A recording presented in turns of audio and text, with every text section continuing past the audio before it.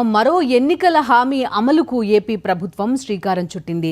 అక్క చెల్లెమ్మలు ఆర్థికంగా నిలదొక్కుని తమ జీవన ప్రమాణాలను స్థాయిని పెంచుకోవాలనే లక్ష్యంతో జగనన్న జీవక్రాంతి పథకాన్ని తీసుకొచ్చింది. ఈ పథకం ద్వారా గొర్రెలు, మేకల పెంపకానికి ఆసక్తి కనబరిచే మహిళలకు ప్రభుత్వం ఆర్థిక సాయం, బ్యాంకు రుణం కల్పించాలని నిర్ణయించింది. 40 నుంచి 60 ఏళ్ల మహిళలకు ఈ రుణ సదుపాయం కల్పించనున్నారు. రుణం అసలు మొత్తాన్ని ప్రభుత్వమే చెల్లించనుంది. రైతు భరోసా కేంద్రాల ద్వారా గొర్రెలు, మేకల యూనిట్లు పంపిణీ చేసి వారికి ఆసరా ఇవ్వాలని నిర్ణయించింది ప్రభుత్వం.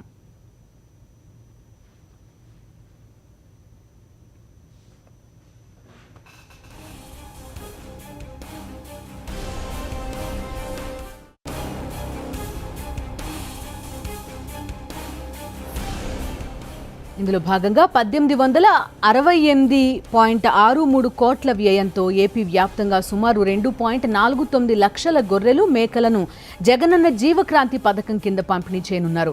తొలి విడతలో మార్చి 2021 వరకు 20,000 యూనిట్లు, రెండో విడత ఏప్రిల్ 2021 నుంచి ఆగస్టు వరకు 130,000 యూనిట్లు, మూడో విడత సెప్టెంబర్ నుంచి డిసెంబర్ వరకు 99,000 యూనిట్ల పంపిణీ చేయనున్నారు.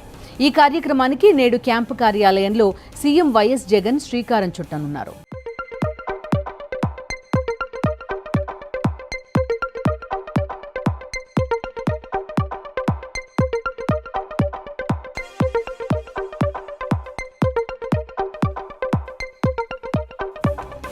ఈ పథకంలో ఎంపికైన మహిళా లబ్ధిదారులకు అన్ని అంశాలపై శిక్షణ ఇవ్వనున్నారు.